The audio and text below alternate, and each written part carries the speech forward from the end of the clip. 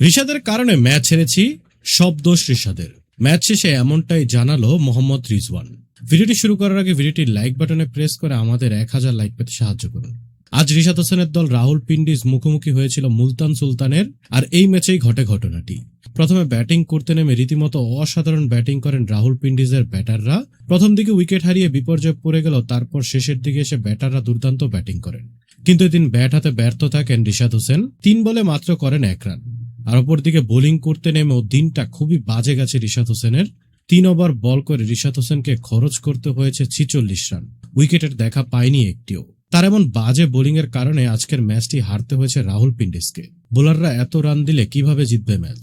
ঠিক সেটাই বলেছেন ম্যাচ শেষে মোহাম্মদ রিজওয়ান। ম্যাচ শেষে মোহাম্মদ রিজওয়ানকে প্রশ্ন করা হয় যে আজকে হারের কারণটি কি।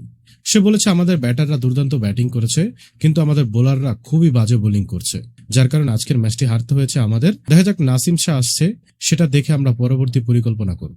তো বন্ধুরা, আপনাদের কি মনে হয় আজকের ম্যাচে হারের রিশাদের কি দায়িত্ব ছিল? আপনাদের মতামত অবশ্যই ভিডিওর নিচে কমেন্ট বক্সে লিখে জানাতে ভুলবেন না। এবং ভিডিওটি ভালো লাগলে অবশ্যই লাইক, শেয়ার এবং আমাদের পেজটিকে ফলো করবেন এবং আমাদের ইউটিউব চ্যানেলটিকে সাবস্ক্রাইব করবেন।